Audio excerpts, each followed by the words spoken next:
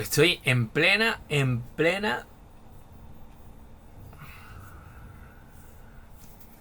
mudanza. Sí. Como lo escucháis. Estoy rodeado de cultura, ya lo estáis viendo. Pero yo no sabía que la cultura pesaba tanto. Pero bueno, he visto Nosferatu, la última película de Robert Eggers. Un director que, bueno, ya sabéis que es personal, muy personal.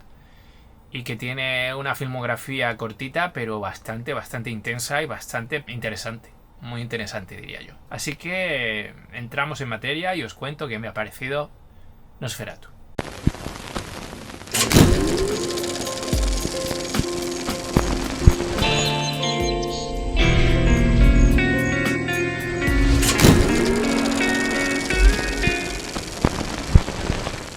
No me esperaba esto, no me esperaba esta película, la verdad. Yo he visto todas las películas: La Bruja, El Faro, The Northman. Tiene algún que otro corto, creo que 3. No es Hansel y Gretel, que he visto. Bueno, ese sí lo he visto en YouTube. Lo podéis ver allí y en esta casa. Interesante. Proyecto muy primerizo, se nota. Pero bueno, ya se veían un poco los intereses que tiene este hombre, ¿no? Ya ha dicho más de una vez que se cortaría las venas si tuviera que grabar un coche. Desde mi punto de vista, creo que es un director que está muy influenciado por el cine de los 80. Y diréis, bueno, no son las influencias que él ha dicho. De verdad que ha dicho muchas, ¿no? Pero él consigue algo que se conseguía en los 80 principalmente. Y es esa sensación de cine mágico, cine terrorífico, con esencia, con pozo, con algo que había detrás de esas imágenes que en nuestra infancia pues no aterraban absolutamente, gracias a ese VHS, a ese grano, a esa textura de 35 milímetros que creo que se ha perdido. Y que algo que yo comentaba con un amigo mío, que muchos de los que nos seguimos conocéis, que es el grandísimo Arturo Díez Boscovich, él echa muchísimo de menos ese 35 milímetros y creo que es algo que, bueno, pues no es el único. Y aquí está este director americano que ha rescatado esa necesidad de hacer de nuevo cine en 35 milímetros que se ha perdido, obviamente, por ese tránsito que se ha hecho al digital. Centrándome en Nosferatu, varios amigos la vieron antes que yo y me dijeron que, bueno, que era una película que no sorprendía porque obviamente la historia ya se conocía. Y es verdad, ese puede ser el hándicap principal de esta Nosferatu, y es que es muy fiel a las producciones anteriores que ya hablaron de este vampiro, este conde Orlok. La primera producción, que ya, bueno, la mítica producción clásica de 1922 de Murnau, que es Nosferatu, con el propio nombre. Fue una película que ha pasado a la historia, y sobre todo alguna que otra escena mítica por cómo se grabó esa película, el actor principal. Incluso está esa The Vampire, esa película que protagonizó William Dafoe. Una película muy recomendable, con una banda sonora muy interesante y muy a reivindicar de Dan Jones. Y bueno, ya os digo que hablaba sobre esa producción de 1922 de Murnau, que bueno, no descubro nada al decir que es una obra maestra, es mítica, y que asentó las bases de lo que sería la otra producción también muy interesante, me atrevería a decir más adaptada a este lenguaje cinematográfico contemporáneo, que es el Nosferatu, Vampiro de la Noche, de 1979, de Werner Herzog. Un director muy personal, que trabajaba muy habitualmente con Klaus Kinski, ese actor muy bueno, muy personal también, muy inaguantable también, que según se dice, y hay entrevistas que podéis ver, que ya se veía por donde tiraba este hombre. Bastante complicado de trabajar con él. Es una película magnífica. Ahora llega Robert Eggers a hacer otra nueva adaptación, contando que tenemos dos adaptaciones previas que podrían rozar la magistralidad, por lo menos la primera, ¿no?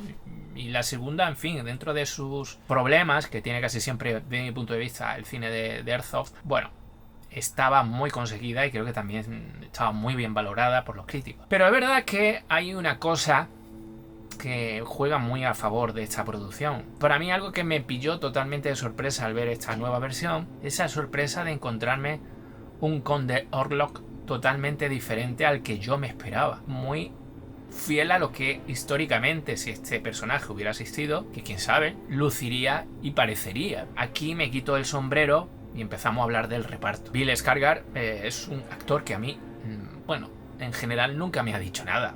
Es un actor que cumple con las sensibilidades del público actual, es un actor guapo, con presencia, siempre le ha gustado hacer papeles de personajes bastante ambiguos. Eso habla muy bien de él como actor, porque intenta buscar riesgos, pero es verdad que las producciones donde él ha estado participando no han focalizado el interés en la actuación de él como actor. Lo de menos era su actuación, aunque luego funcionara y lo hiciera bien, como es en el caso de It, ¿no? En It realmente su personaje está muy bien conseguido, pero desgraciadamente su actuación me parece que queda muy en el fondo cuando en el escaparate estamos viendo mucho CGI. Entonces, claro, no tenemos ese concepto de gran actor que podría darnos un papel donde su presencia con maquillaje y menos CGI pues le diera esa posibilidad de desarrollar su vena actoral y demostrar lo que es, ¿no? Y aquí lo ha conseguido.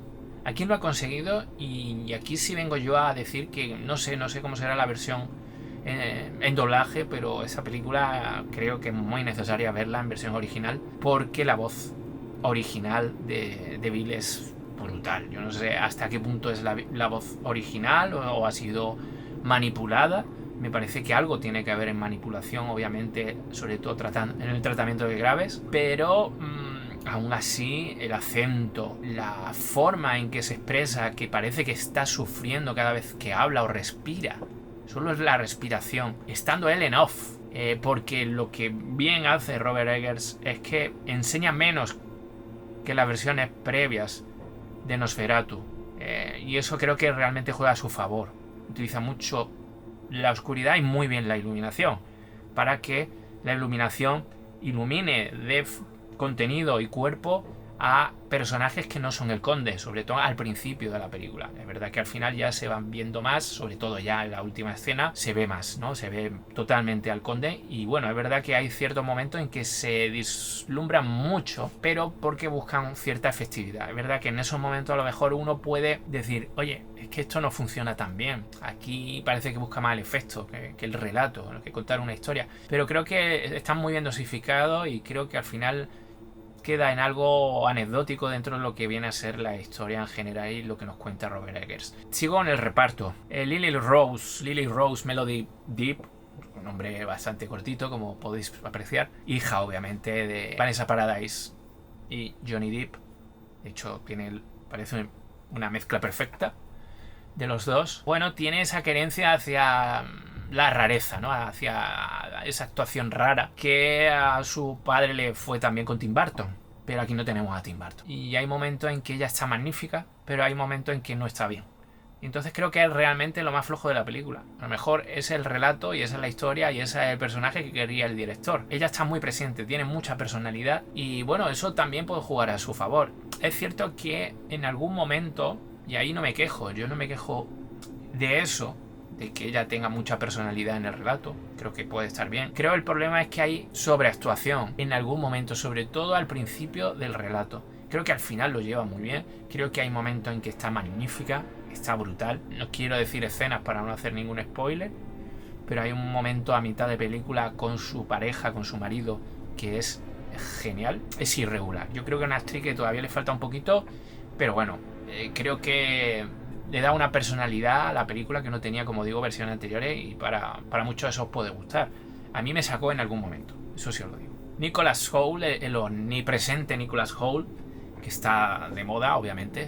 Es un actor que a mí personalmente no me hace mal, pero tampoco me parece que sea un gran actor. Creo que está ahí, cumple, y aquí hace exactamente eso. Creo que está bastante bien en los momentos que tiene que estar bien, cuando está con el Conde Orlok, cumple. Pero ya digo que no es un actor que a mí me llame mucho la atención y creo que es un actor sin demasiado carisma y sin demasiada fuerza, que también es verdad que a mí me gustan los actores con mucho carácter y a él yo creo que le falla eso. Voy a hablar de la cinematografía porque obviamente es uno de los puntales de la película, una de las cosas más potentes.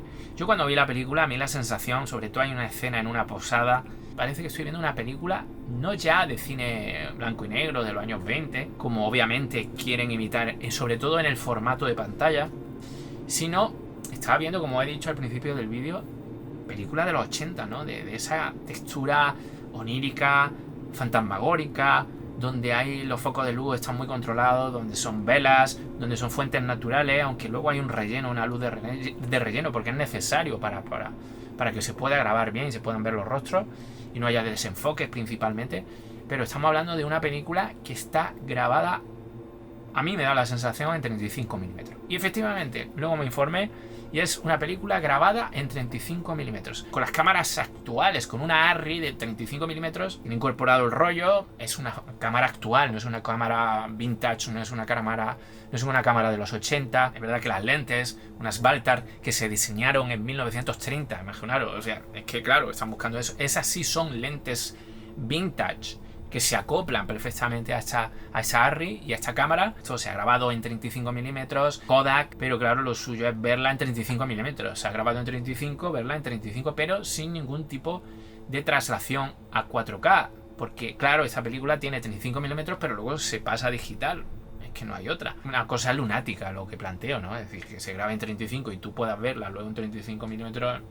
Pocos cines ya te da la oportunidad de hacer eso. Pero hubiera sido genial. Aún así, ya os digo, se nota que se ha grabado en 35 milímetros. Y el formato, claro, se podía haber grabado en un formato panorámico. Un formato que sí, por ejemplo, tenía la de Herzog, la película de Herzog. Pero han buscado que ese formato se aproxime a la película de 1922. Un aspecto ratio de 1,66:1. Tienes esa sensación de que te están cerrando el cuadro. No llegas a tener una sensación de opresión, o sí en algún momento, claro, hay necesidad de ello y artísticamente se aprovecha de ello, pero no es que a ti el formato te complique la visión, que esté presente en tu visión, ¿no? Es algo que tú encuentras ahí, pero no es una cosa que te impacte como sí podría ser la JLA de Zack Snyder, que como recordaréis, ese era un formato muy específico que sí de primera te chocaba al perder tantas bandas a los lados, ¿no? Aquí obviamente es un formato que desaprovecha lo que viene a ser el formato panorámico, pero creo que funciona bastante bien esa película. Jarin Blaschke ha sido el director de fotografía de la película, ya lo fue en The Northman, que creo que también estuvo en el Faro, y se nota mucho en Faro, por ejemplo, en el Faro. Pero bueno, es un director de fotografía que le han preguntado, han hecho entrevistas y le dice, bueno, me pregunta la gente por qué he grabado en 35 milímetros. Y digo, ¿y por qué no? Si podemos hacerlo, ¿no? Actualmente en etalonaje se puede conseguir muchos aspectos, incluso en tu casa puedes intentar buscar esa textura con el DaVinci Resolve de formato Kodak, 35 milímetros, 16 milímetros, puede hacerlo, pero obviamente no es lo mismo, está haciendo una simulación a partir de una fuente no original en 35 milímetros. La música, pues la música de Robin Carolan, a mí me gustó más en The Northman, que es una película que a mí me gusta, Northman. De hecho es la que más me gustaba hasta ahora, de Robert Eggers. No tenemos una música fastuosa, en plan Drácula de Killer, obviamente, porque eso es obra maestra y creo que no se volverá a conseguir nunca jamás. Pero es cierto que la música está muy muy bien ajustada a la película, queda como un guante y tiene una fase final, un segmento muy pequeño donde la parte coral es más importante. En comparación con la filmografía de Robert Eggers, yo tengo que decir que a mí esta posiblemente es la película que más me ha gustado, porque es verdad que no esperaba tanto de ella, en el sentido de que ya sabía el hándicap que tenía, de que era una historia que sabía dónde empezaba y dónde terminaba y cuál era el tránsito, porque conocía muy bien esta historia, como casi todos los que amamos el género vampírico y por supuesto Drácula de Francis Ford Coppola o los Nosferatu anteriores. Pero sí es verdad que a mí me ha sorprendido, a mí me ha entregado un Conde Orlok que no esperaba y que me ha impresionado notablemente. Luego creo que es muy complicado que a mí me asusten ya, y creo que consigue Robert una atmósfera tan opresiva y tan terrorífica que no me esperaba encontrarla, sobre todo en el primer tramo de película. Estoy hablando, para mí lo mejor de la película absolutamente es esa visita al conde, esa estancia en el castillo del conde, y sobre todo el plano final, que es original de esta película. Ya no lo que está pasando, que ya estaba pasando en las anteriores películas, no, estoy hablando del plano. Hay un plano final cenital, no quiero decir nada, pero los que la habéis visto ya sabéis, y ese plano para mí es impresionante. Hay momentos de esta película que para mí son magistrales, visualmente magistrales, y el impacto, creo que para mí el cine es la fascinación que aporta ese impacto visual. Me pasa generalmente con muchas películas, muchas de Kubrick. No quiero ser gafapasta, pero Kubrick creo que sabía lidiar muy bien con ese elemento de impacto visual y fascinación audiovisual, lo que viene a ser el cine para mí, el cine potente, el cine que no se olvida. Y creo que hay momentos muy muy impactantes a nivel visual en esta película. Y creo que mejora a nivel visual su antecesora. Soy fan de esta Nosferatu y me gustó Northman. No es que me flipara, pero me gustó. Pero no soy muy amante de La Bruja. A mí La Bruja me decepcionó notablemente. Me hablaban tan maravillas de ella que cuando la vi, oye, no esperaba. Porque creo que el guión es bastante raquítico. Creo que el guión no me cuenta nada que ya no hubiera visto en anteriores producciones. ¿Verdad? Que sorprendía hacer ese tipo de película ahora. Que es un poco el poder que tiene Robert Eggers. Hacer películas que parecen haberse hecho hace muchos años. La del Faro sí me gustó bastante. Ahora, considerarla una de mis películas favoritas dentro de lo que viene a ser el género, la cinematografía actual, pues tampoco. Funcionaba visualmente como un tiro, era una auténtica maravilla, ahí se notaba el terror, la previa a este Nosferatu. ¿Qué le pongo? La interpretación de Melody, que como he dicho es un poco irregular para mí, pero es que me parece una obra sublime y tengo que ponerle un 9,5. Me parece una de las mejores películas del 2024 y da la casualidad que para mí mis películas favoritas del 2024 son películas de terror. La Sustancia, Smile 2 y este Nosferatu. No sé, ha sido un año terrorífico. Está claro. Gracias por estar aquí, por seguir todo el vídeo y sobre todo dejar comentarios qué os ha parecido esta película, qué nos ha gustado, qué os ha gustado. Ya sabéis, una comunidad y deseamos que se note.